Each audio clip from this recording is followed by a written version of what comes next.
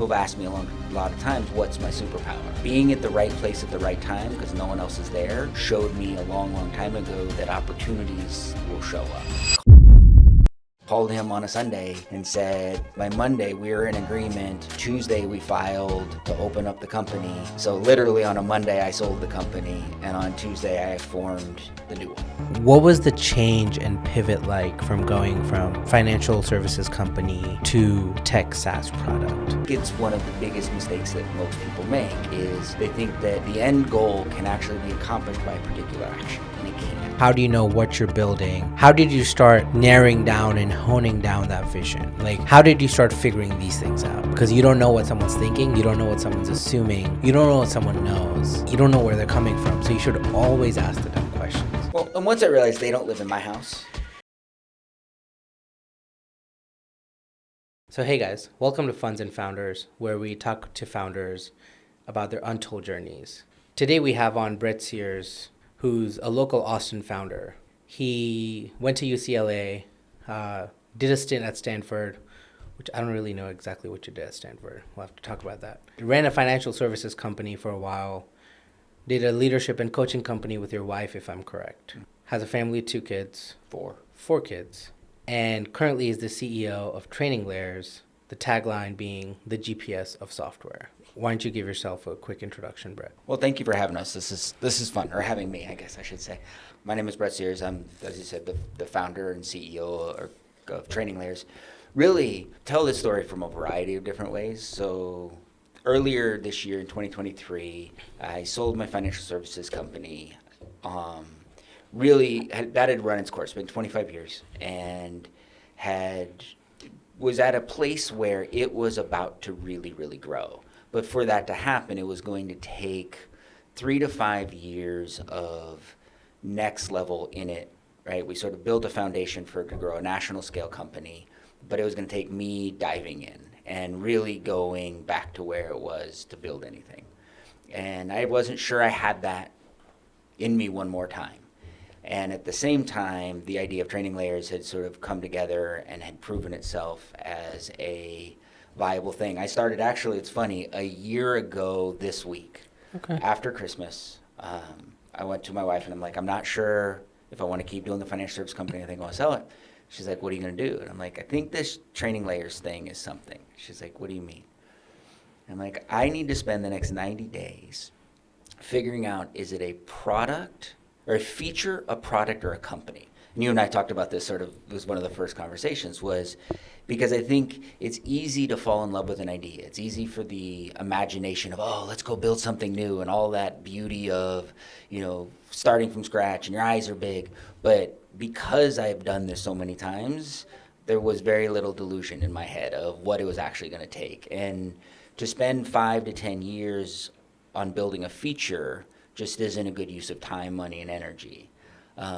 A product is something that, okay, maybe it works if it's the perfect thing, but if there's a foundation for a company, then it can scale and it can be something pretty significant. And so that's sort of how we made that decision here. And so the last 12 months has been building and running and growing. We're getting ready for the launch, and it's been a crazy year. Sweet. Let's take a step back. Where do you think your entrepreneurial journey started? So, I've always, I always laugh going, I'm a little kid from Iowa, as a kid, whether it was paper routes or picking up bottles around the neighborhood or whatever, there's always an opportunity to say, what can I do in my free time to make sure that, really I have some money. We didn't have a lot, right? It was one of those things, but it was nice to be able to buy the candy that I wanted, to be able to go to the movies, to be able to do the things that other kids could do that we couldn't. And so it was complain or go figure it out. And so I was always sort of a let's go figure it out person. So that you would say that pushed you to find opportunities or look for opportunities to give yourself an edge, so to say. Yeah. And it's one of those things, whether it's sports, I've never been... I laugh and tell my kids this. I've never been the fastest. I've never been the smartest. I've never been the tallest. I've never surely been the prettiest, but you can show up early and you can go home late. And so, people have asked me a lot of times, what's my superpower? And this sort of goes into that, it's the ability to absorb pain. And so if you never come off the field, it's amazing the opportunities that are presented to you. And so that being at the right place at the right time, because no one else is there, showed me a long, long time ago that opportunities will show up. And so that's where that entrepreneurial belief sort of comes in. Where do you think is the first time you saw that? Or the first time that really sunk in? That's a really hard question to sort of figure out, because there's literally millions of those little, you get stopped at a stoplight and you're bummed because you're in a hurry. And then 40 seconds later, you get going, and there's a policeman on the side of the road, and you were speeding, which means you might have gotten that ticket. Is that a good thing or a bad thing? You just sort of look for grateful and appreciative moments, Makes sense. and opportunities are there. So there's joys in just finding those small wins. Yeah. In everyday life, right? Yeah. After college, after doing your stint at Stanford, how did you get into doing financial services? So I graduated from UCLA. I was in a grant at Stanford and was supposed to go get my doctorate there. But both my parents were teachers. School was one of those things that I was relatively good at, but didn't really enjoy. It felt like there were two types of teachers in the world. I thought I wanted to be a teacher, but there were two types of teachers. One teaches for people to learn. And that never really drove me. I remember going to school and being like, okay, look at the syllabus. What do I need to do to get the grade that I want? Put in that time and effort, take the test at the end, and then be like, what was that class about? Oh, who knows? On to the next. The other type of teacher teaches for people to accomplish, to be able to say, because at this point in time, my life is different. And that always drove me. And so literally I was waiting tables, and on a Thursday night, getting ready to move back up to Stanford to finish go get my degree. And I met somebody in the financial service space and says, look, we're growing and training and teaching people how to do this. And it just sparked. They said, we've got a training program, we'll grow. And something just clicked. And I'm like, I could teach people things about money that I never knew. And I could own my life. And I was done with school. So it was like, all right, let's just turn on a dime and let's go. It really was a 180-degree decision in like 12 seconds.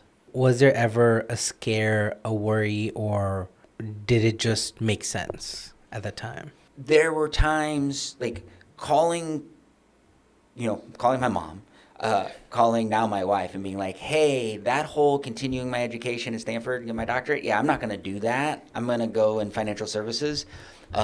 Those were probably the two scariest calls.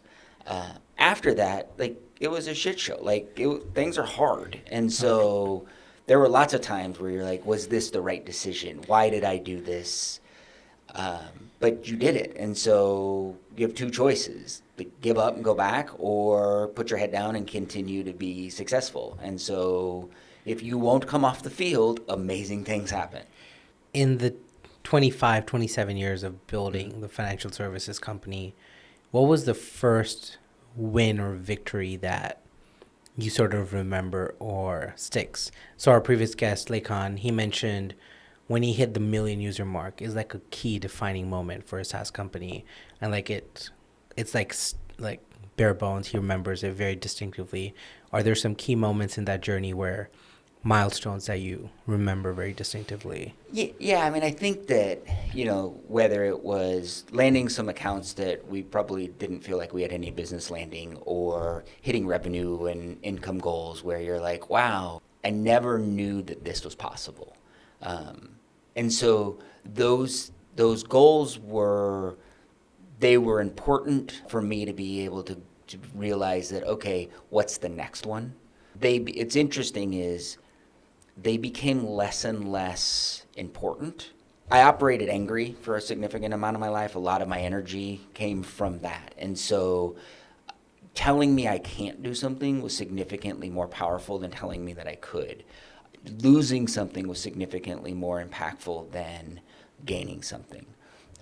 And one of the, you always sort of reinvent yourself. And I remember, about 15 years into the business going, I don't like who I am. I don't like being mad all the time. I don't like making other people mad, because I think that's where that motivation comes from. And so and then it was right around that time, I've got older kids, that Monsters, Inc. came out.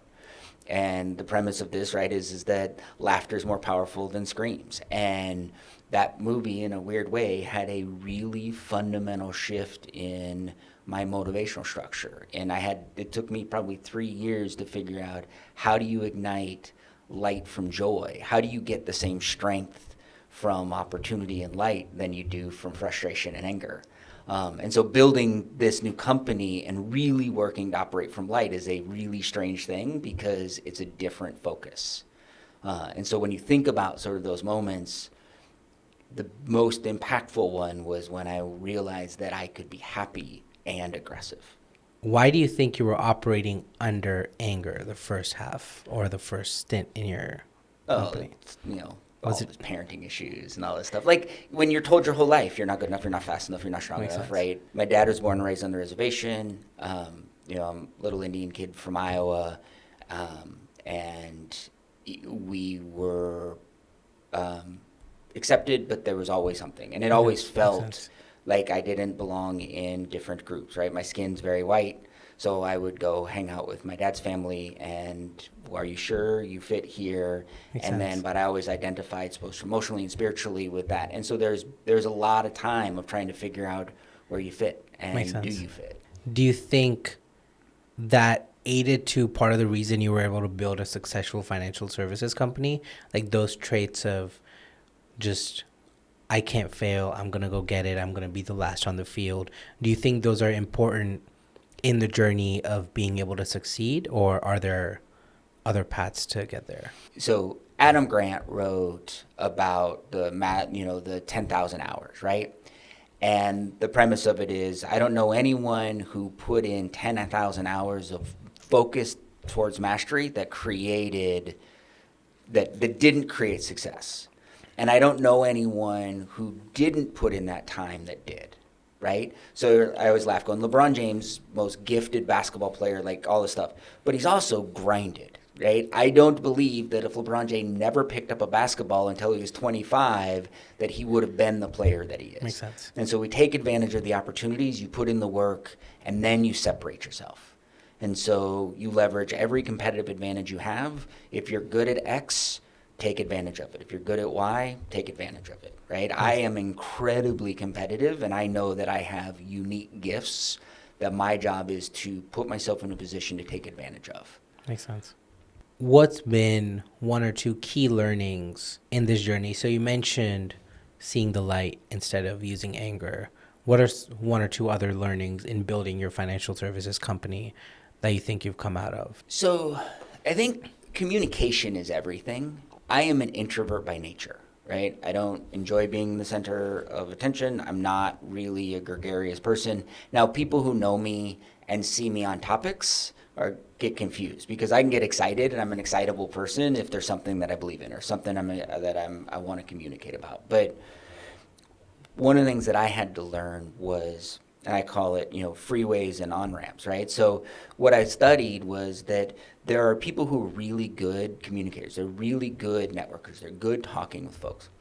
Well, most of them have had the same conversation 1,000 times. They're actually really good at that conversation. And what they get then equally good at is on-ramps. Oh, how can I create this conversation I'm having this person that gets it directed to a conversation that I'm an expert at? And then I can have an incredibly effective conversation because I've had it multiple times. And so the better you get at on-ramps and your highway conversations, the more of a connected communicator you can be. When I understood that, I was like, oh, okay, I can practice these conversations, and I can go out and get myself incredibly uncomfortable, because I'm going to get better at my freeways, and I'm going to get better at my on-ramps, which expands my comfort, which then allows me to do more, and I can reach and connect with people and get past that uncomfortable area and actually find some genuine people where real relationships can go. And that's where greatness happens, is you meet great people and collaborative ideas. Makes sense. You mentioned goal setting. You mentioned reaching one goal, setting the next goal in this journey. How do you go about goal setting when building a company, when building a startup? What are some things you look at, some frameworks you use? So this is where 15 years of teaching and coaching sort of helped, is I've built a bunch of frameworks that are really interesting to teach somebody else and then to have to apply them to yourself, because you're like, oh, this is harder to apply. But I'm a really big believer in figuring out where people get stuck. And so one of the things that and this has really come up because as we're starting to hire new people and I'm starting to, get them involved with the business, everyone wants to go do something. So you tell them, hey, here's what we're going to go accomplish. And they're like, okay, I got it. And I'm going to go do. Everyone wants to go act. And I think it's one of the biggest mistakes that most people make is they think that the end goal can actually be accomplished by a particular action. And it can't, right? It really comes, we think about it as this directional, the strategic, and the tactical. Yes, ultimately you have to do a whole bunch of stuff. But all the doing has to be to accomplish whatever the strategic objective is, and then you string together 3 or 4 strategic objectives to get the main goal. And so one of the things that I think that has allowed us to create the progress this year that I'm proud of is we've been very, very clear at what the directional goals are. And we've spent a decent to a fair amount of time identifying the strategic goals that need to happen, and then what are the tangible goals that have to get there. And so we can be really, really focused on and deliberate about particular actions and what those outcomes are going to be. We thought that we built our MVP. We had a first sort of release. We thought we were good to go, and I had it built in the wrong language. And so, in June, we ended up basically tearing down the system and rebuilding it from scratch.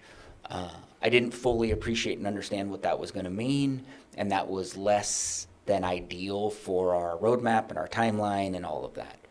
So I had 2 choices at that moment. I could basically sit and stay who I was because there wasn't a lot for me to quote unquote do for the next 3 or 4 months until we rebuilt this entire system. And so we went, okay, well, what would I be doing if we were live? What would I be doing? Where are the things? And we just actively did it 6 months in advance without the stress of onboarding new customers and without having to go sell and without having to go do that. And so I genuinely believe we're 6 months to a year ahead of where we would have been because we could organize and plan in a time where it was inconvenient and not easy to do because there was nothing banging on the door saying you have to do this. It was pretty quiet. And so we got to choose to stay focused and be deliberate because of how we structured and planned. Makes sense. Do you do goal setting with a team, with a leadership team? Is it just you or with your whole, how do you best like to do goal setting for your... In reality is I get myself as clear as I can. I've got a co-founder and a really good friend and a partner that we do a lot of brainstorming on. And he's our CTO and he sort of runs that. So I come to, hey, here's where I'd like to be. Here's where the business needs this. And then he'll bring, here's the timing, here's the planning. We push each other on that. I really work to get a clear organizational structure and then go to each of the departments and be able to do, here's where we need to be, here's the roadmap, here's the deliverables. And then really focused on dashboards and accountabilities so that we can empower the leaders at each of the departments to say, your job's to bring me your dashboard. Your job's to bring me what you think you're supposed to be measuring and how it is. Because I've found that if I tell people, here's what you should care about, they haven't discovered it. And so it's my goals they're trying to satisfy.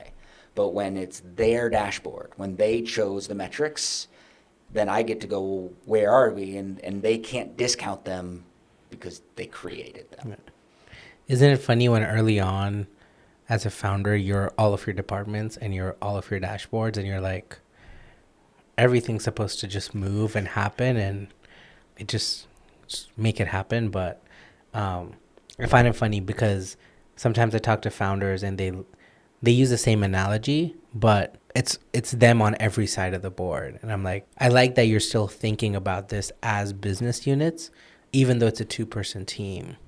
That means there is some structure. You're thinking about structure and scale and future, and there's some maturity there. But I like that train of thought. What was the change and pivot like from going from financial services company to tech SaaS product? And how long was that in between change pivot? Oh, it was a day. And it's been crazy. So literally what happened was the goal was I'm going to take Q1 of 2023 and I'm going to immerse myself in the Austin startup space.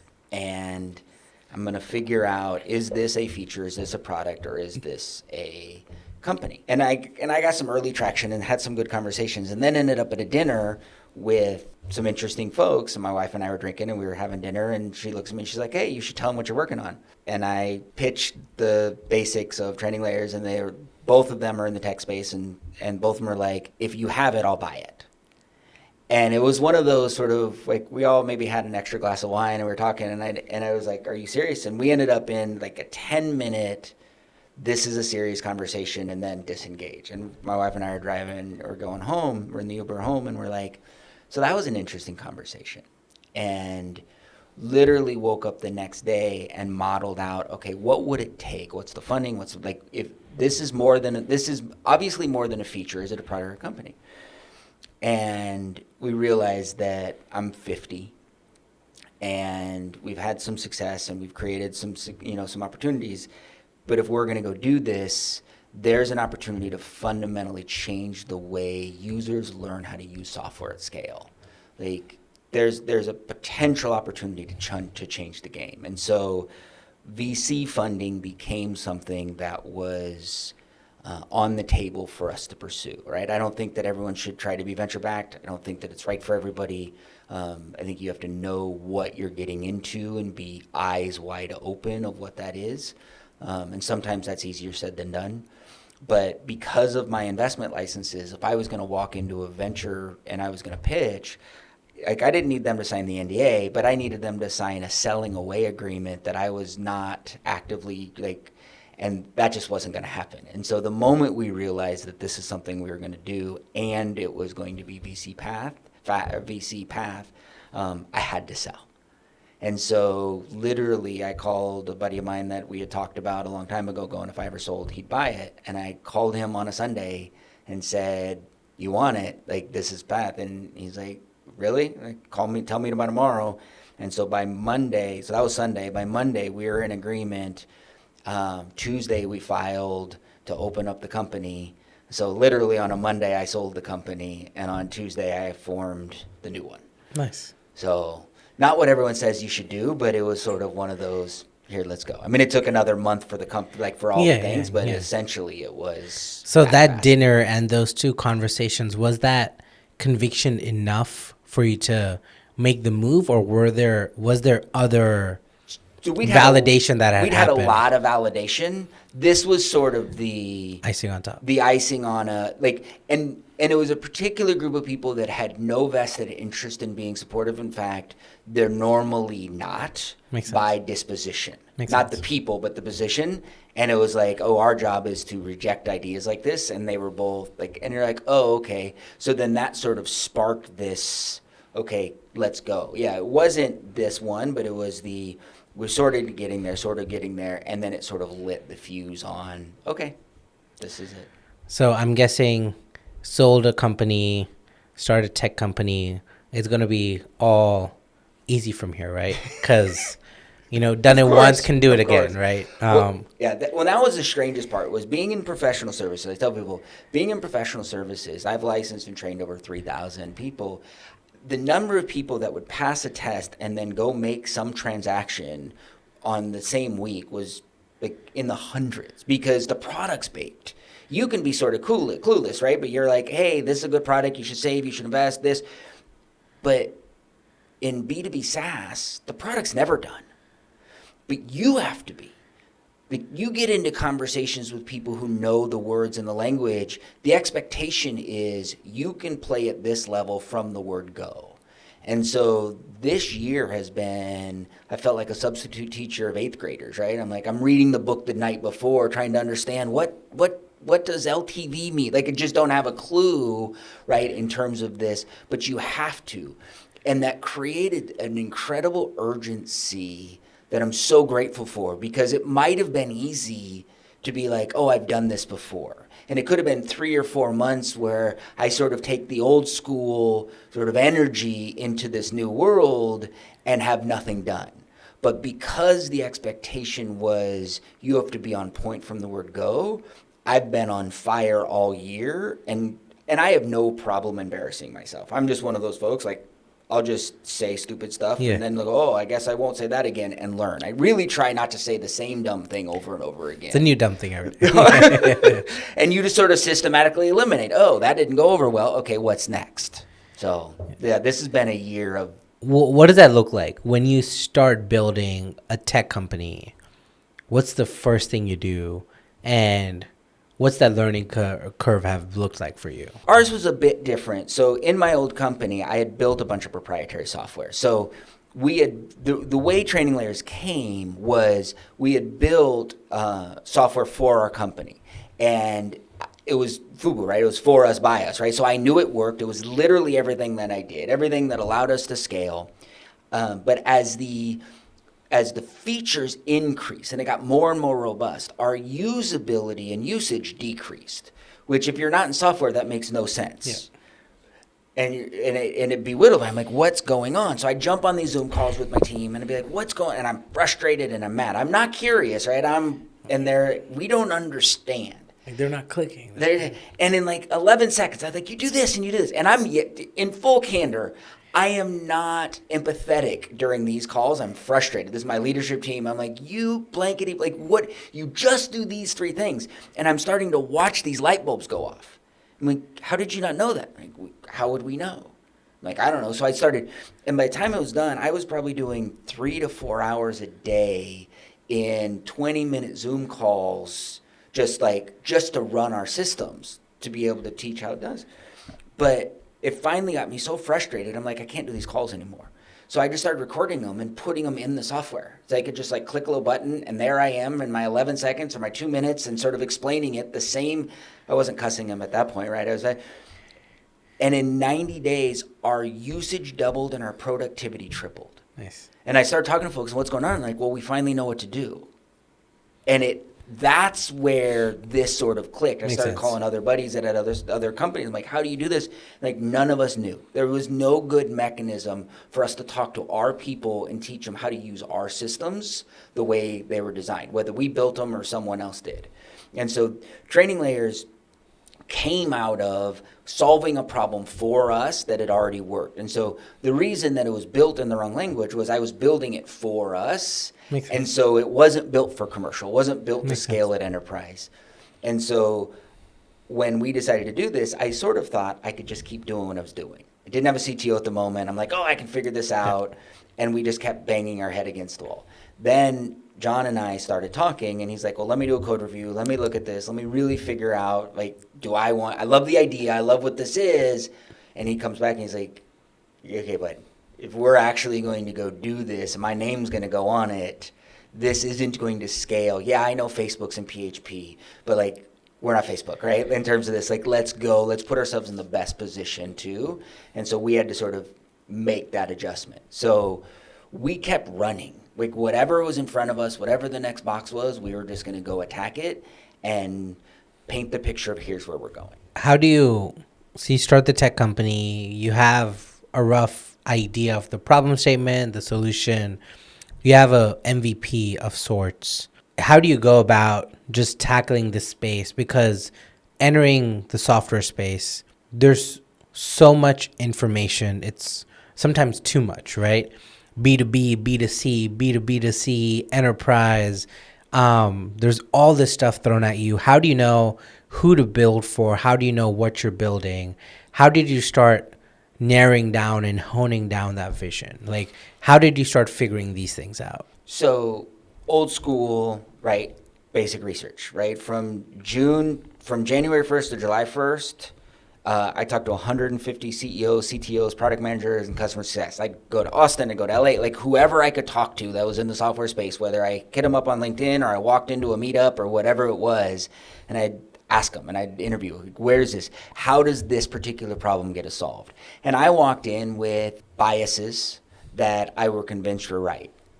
40% of them were. 60% of them weren't, but they led me to stronger convictions and stronger understanding. So why we were building off of a hypothesis and idea, it was, okay, let's test it and let's ask. And then... So your basic list of assumptions that you're like ticking off or crossing Yeah. off, right? Okay. You know, and you asked, and one of the local events here in Austin, and one of the speakers said was, you know, figure out what assumptions you have that are true. Capital Factory, right? Capital Factory, Yeah, right? yeah, And then what are the assumptions that have to be true? Not just the assumptions you have, but what are the ones that have to be true for your system to actually make the impact? And that exercise was really, really uncomfortable because there are certain things that you're like, oh yeah, that's true. I hope. Oh shit, is that a critical one? Okay, then we better really test this. We better really ask. We better really get to this. You know, and then where does this go? And in our space, there's a lot of people focus on onboarding, right? And so there's these digital adoption platforms that are about these tours and these hints. And we walked away with a phrase that it's beyond onboarding, right? If we were going to go build this, the system didn't need another onboarding company. We needed the entire user journey. We needed to move from onboarding to engagement, feature adoption, continuous learning. There needed to be a way to take a user through their entire journey because they aren't interested in the software. They're interested in the outcomes that they have for their job. They're interested in their promotion. They're interested in getting home to be with their kids. They're interested in not getting yelled at by their boss. And the software that they have is simply a tool to execute that. And so take it beyond making the software company's goals a reality to actually helping the user learn how to use this stuff because their life's better. That's what that was the outcome from all of those interviews.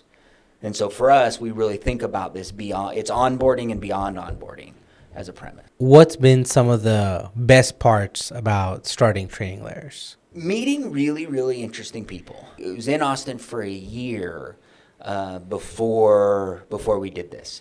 And I sort of lived within our little space, and I knew how to operate. Building a new world was, okay, I'm going to go run into an entire ecosystem. Now, it happened to be Austin, which was great, right? I was in LA before, which would have been great. You know, you sort of surround yourself with an environment. I don't know if you're in an area that doesn't have that. It is what it is. You figure it out, right? There's a bunch of places on LinkedIn, right? There's a bunch of different meetups. There's things that you can do to solve your problems. But meeting amazing people and then figuring out, I have an idea. Can it work? Will somebody buy it? Like, that's such a weird thing to be like, I'm going to go create this thing that doesn't exist. And can I tell the story? And then can I get somebody else to pay me for it? Because their system's going to be better because of it. Like, that whole dynamic has been surreal and a whole lot of fun. Do you think you figured it all out in terms of building a SaaS product, or there's a lot left for you to? There's a ton. Like, one, there's never going to be an end to it. What's fascinating is, and you sort of intimated it earlier, I think in departments. And so right now we're starting in the sales department. So I'm now looking at a bunch of sales tools and a bunch of sales metrics and things that I didn't need to worry about until. And so I am very I've spent 25 years in sales. So I have no problem with that concept. But B2B SaaS and what are the timelines and the stakeholders and the buyer's journey and all of that is just new. And then I'm going to figure it out. And then I'm going to have to teach how to teach other people how to do it and what are the metrics and scales. And so I could spend the next 6 to 12 months simply studying the sales process on this and be back here a year from now. And then it's like, okay, now what about the marketing side and what about the customer success side? Because there's just so many departments 100%. that are. What's been some of the hardest parts about building a tech SaaS product? Because personally, I feel like sometimes when I'm doing something in a space I don't understand, there's like, I understand product, I understand tech, but like sales is not a strong suit, or, you know, enterprise is a sector I don't understand. Like, there's these things or facets. I'm like, I get the SMB side. Enterprise is something. Is there something or some things that stood out in your journey so far from starting Training Layers, which has been a hurdle you went over? Like, I had to tackle this. I went and figured it out. It's every one of them. But I will say that, and I'll talk to folks a lot. Tell me what your LinkedIn wall looks like, and I'll tell you sort of where your challenges are and where your focuses are, right? And so right now, marketing is never been an area, like being able to be a concise storyteller wasn't my strength. Makes sense. And so I have studied and practiced and reached out and befriended a whole bunch of people that are really, really good in this space.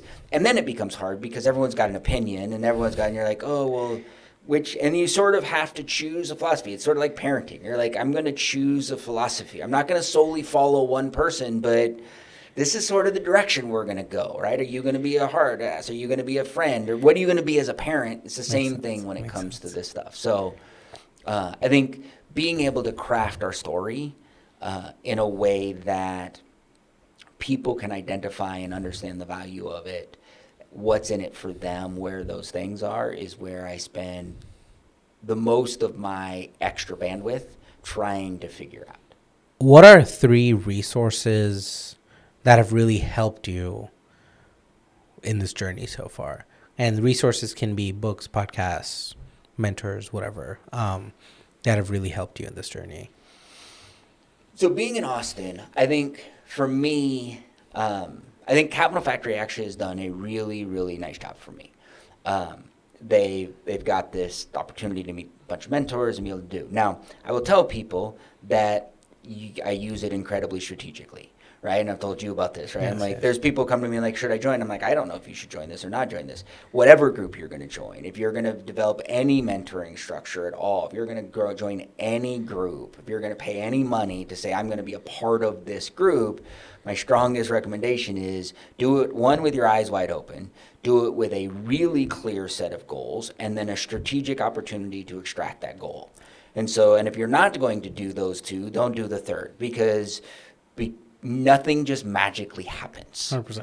But you can look at, okay, here's access to this group. What do I need? What do they have? What do I need? And how do I extract that? How do I put myself in this position and to be able to pull that? And so find some group like that.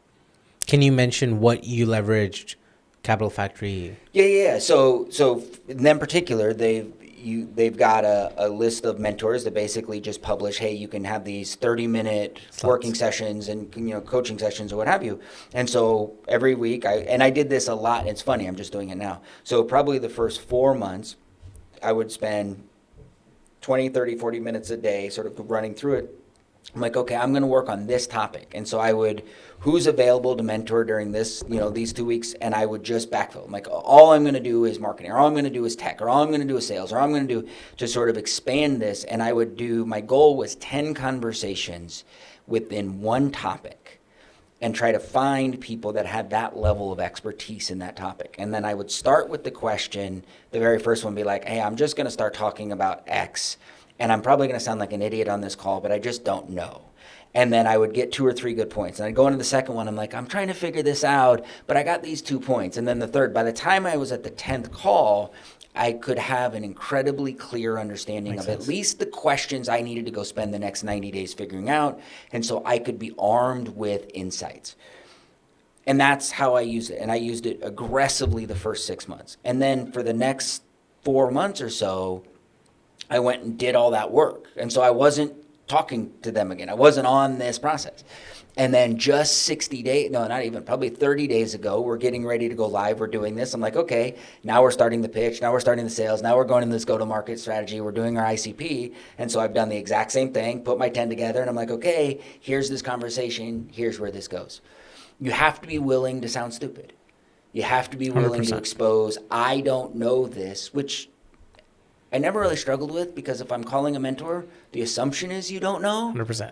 But I also mentor a whole bunch of people, and it's always interesting. The first round of the phone calls is they spend the first 20 minutes telling me everything they know, even though they're asking for help. And you're like, why? But so yeah. I feel like just in the tech space in general, people are afraid of asking stupid questions. And I feel like if you realize that if you ask the stupid question, there's probably people on that call or in that setting who also have that question, who'll probably benefit from it. And worst case, there's ways to phrase it where it doesn't sound like a stupid question. Something someone used to say at Indeed was, hey, this is just a learning question for me. How do you do X, Y? Like, why are we doing X, Y, Z? But I've seen a lot of people, and in the product management space, a couple of senior PMs have always told me, always ask the dumb questions, because you don't know what someone's thinking. You don't know what someone's assuming. You don't know what someone knows. You don't know where they're coming from. So you should always ask the dumb questions, because you have no context of where the other person is coming from. But there's this assumption that, oh, they're going to think I'm stupid. Like, I should know this. But no, I 100% agree. Like, there's just mental blockers. But Yeah. Well, and once I realized they don't live in my house, like, my kids matter, my wife matters. Yeah. Like, that, at the end of the day, what you think of me really is none of my business. 100%. And so you just sort of, and there's probably some maturity and some things that come with that. I learned a phrase a long time ago, can you help me understand why? And so I can go into a conversation and be like, I heard you do this. I have no idea why. Can you help me understand? Because then it gives them an opportunity to repackage it in a way, rephrase it, reorganize it, because it's either you don't know it or it just didn't connect. And as a communicator, the responsibility of communication is on the communicator, and so you give them an opportunity to break through as well. And so when you do that, you'll actually get a level of appreciation from people. They're like, thank you for asking that, because I didn't know it didn't land. And so it gives them an opportunity to restructure it too. 100%. What are the other two resources? So you mentioned Capital Factory. So LinkedIn is just a ridiculous place. I mean, you've got to ferret through and sort of know where things are, but get through the bullshit. You have to get through the bullshit, and you identify, one, everyone's there to sell their wares, right? And so once you understand that, you're like, okay, but there are just really, really smart people that have an outlet, and it's a business marketing structure. Like, it's brilliant, the ability to say, hey, I'm going to tell you all the good things that you need to hear, not to feel good, but to know. And if you're in their market, you're like, yep, I need to do that. And if I knew how to do it, I would. And so it's a phenomenal opportunity to just grow. And then I go through, and on our Slack channels with the different teams, I probably drop, this dark social, I probably drop 10 LinkedIn posts a week to the team on different things, on whether it's on product or cool the competitors or on marketing, and I'll be like, hey, here's what we're doing, here's why, oh, I don't agree with this, and I'll have full conversations about a LinkedIn post in our Slack channels to be able to ferret out and grow that idea, because it didn't have to come from me. Makes so sense. Even if they're saying exactly what I would want to say, sometimes it's easier to hear it from somebody else. And if I find something I completely disagree with, I'll put it out, and it's a safe place for people to agree or disagree so that we can start a conversation. So are you following people? Or are you just searching through just a feed, or like, is there a particular way you're using LinkedIn? Right now, we're not marketing, right? So I'm not using Sales Navigator. We're not doing any of that stuff from a growth standpoint. That'll all be in Q1. It really is, what are the problem sets that I've got? And I'll sit and I'll follow and I'll track and I'll develop relationships. And then I can curate a wall that goes in. It's like, okay, I'm working on marketing. I'm going to pull up the marketing folks that I follow. Here's where this goes. And then you sort of go from there. Makes sense. And what about the third one? As fun as it is, the tech stack. Like, you were talking about this, and it just happened. There's really cool SaaS products out there and I fell in love with SaaS again this week, because the people spend millions of dollars building software to solve a problem. And when you're building a company, you have a problem. And it's so nice to find good software that actually solves the problem you need. And for a couple dollars, and I don't like paying for SaaS, but like, it just is, for a couple bucks, you're like, I just saved 5 years for $500 a year. Hell yeah. It's such a fun experience. And so when the software works, it's awesome. Is there any particular software that's top of mind for you that you're just like? We always laugh. I hate ClickUp. I pay for it because we need it, and my team loves it. I can't stand it. My brain doesn't organize it. I started with it 5 years ago, but I have my thoughts. It does its job.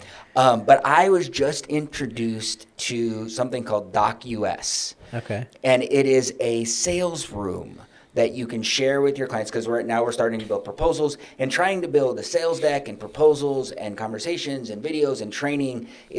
Everything's disparate. And this platform, they did a really nice job of putting it in one place, and you can build a room and you can share it with your prospective clients, and they can go see, they can go through your deck, they can watch videos, they can do the pricing, they can see it all, they can mark notes, they can comment, and now you have a centralized place for all the stakeholders. It's so smart because trying to manage, we've got like 5 deals right now with 5 different stakeholders, and there's different emails and Slacks, and I'm like, did I miss something? And just trying to herd cats. And so I was recommended to this by one of my CEO friends. He's like, man, this has been a game changer for onboarding and this. Nice. And I was like, come on. And I spent the weekend like falling in love with it. We'll put your referral link in the show Yeah. notes. Nice. One thing I like to just ask every founder I have on is, what's your current startup stack? So is there a current startup stack you're using? So for example, our last guest, he's a Google person. He's all Google Drive, Google Notes, Google. Justin was like a Notion plus Jira plus whatever he's using. So what's your startup stack? So on the tech side, so Jira and GitHub, and then and Copilot, ChatGPT with ClickUp, unfortunately, with that. And then Slack is sort of where we live. And then, I've been we have, DocSend for being able to manage and be able to track that. That was always one of the things that I loved. We'd send out decks and I could actually see what pages they watched. I had no idea you could do that. I'm like, oh, that's sort of fun. And then this DocUS has been pretty cool. And then your Remarkable. Can't forget your Remarkable. Love my Remarkable. Yeah, so the ability to take notes and be able to do that. And I'm a big whiteboard guy, and so I can literally connect it and I can do my little whiteboard on my Zoom calls. So the team loves that. Oh, and Miro. We have absolutely become phenomenal fans of Miro. Nice. So pretty cool. Has this changed throughout since you started training layers, or has it been pretty much consistent? Pretty consistent. We just sort of add to what the next process is. I have an addiction to AppSumo. I'm a lifetime guy. If I can go in and I can sort of scoop something up and it's great, it's one of those things where I probably have an unhealthy amount of lifetime contracts, for different things that sort of solve on the one-offs. I know one of the PMs there. If you want to give feedback, I can put you in touch. I like to end with asking you a question from the previous guest, and then you ask the next guest. So Justin's question: let's say you exit today and you're an instant billionaire. What do you do next? What's your next move? Very next move is probably take more than a day. I have 8-year-olds, and I like working. I like solving problems. And so we travel, and so part of it would be we traditionally home exchange, so we'll live in other countries for the summer, and so we would be able to do that again. And then after a period of time, we would probably identify a more social-driven problem and figure out what's the best way to go do it. My wife and I, everyone met us last, we're like a bottle of wine and a whiteboard. That's sort of what we need.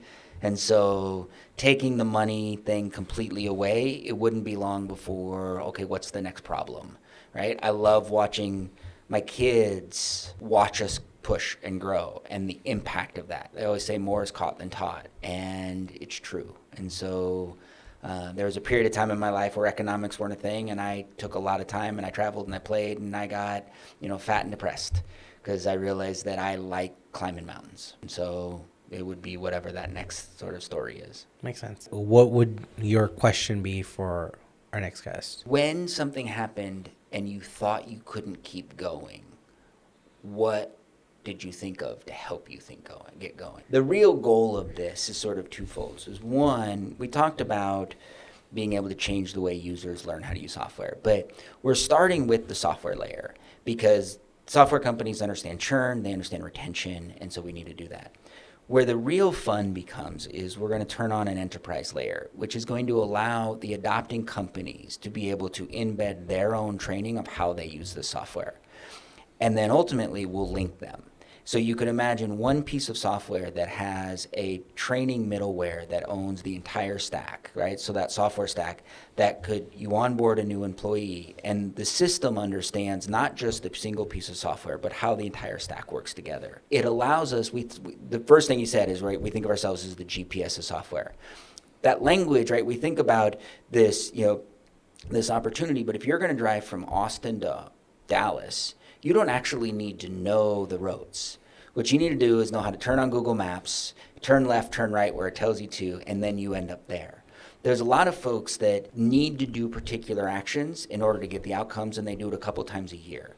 The burden of them to be able to learn how to do that is so high that it adds stress and anxiety 100%. versus just being able to follow through. And so, I always want to tell that story because I think that gets to what we have an opportunity to do, is to arm people with freedom and time to be able to say, I can actually, in the app, follow it, know what I've got to be able to do so that I can execute it. And if someone's watching this, I know that this is going to come out in January, February. Yeah, a couple of weeks, yeah.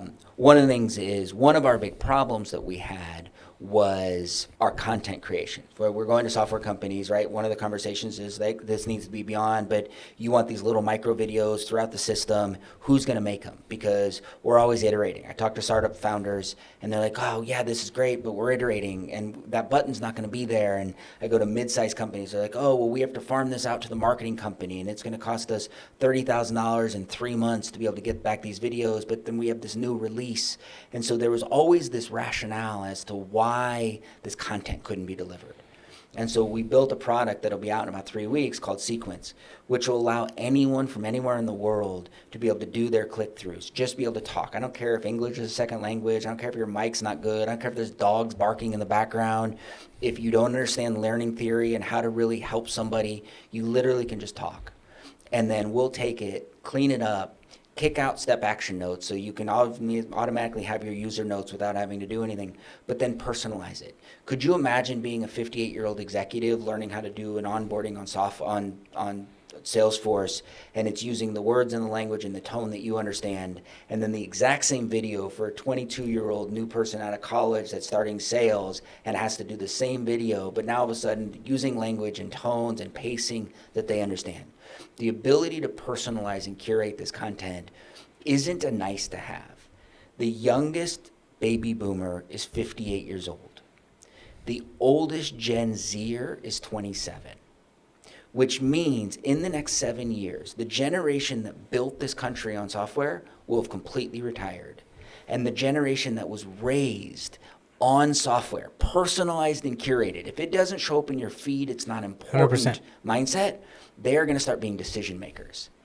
If we don't solve that personalized and curated experience, that gap, what are we doing with all that institutional knowledge of the people retiring? It's gone, never to be found. We get a repeat history again. Imagine capturing that knowledge and deploying it directly to where these new users are, so they don't have to go search for it, they don't have to go figure it. It's directly to them in a way that they can digest it.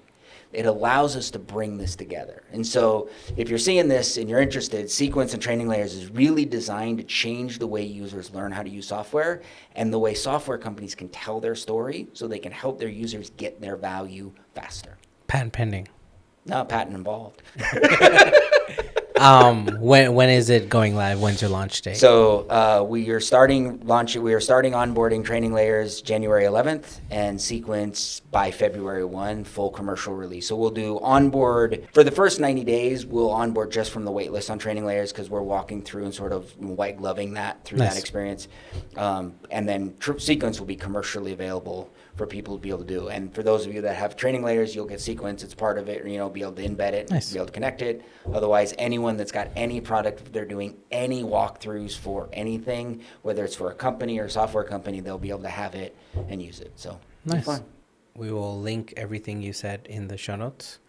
Is there anywhere the listeners can go find you? Anything you want to share with the listeners? Well, LinkedIn, that's where you'll find us. Link a in the bunch. description, yeah. Yeah, that'll all be there. Well, thank you, Brett. It's always Thanks, a pleasure chatting. This was fun.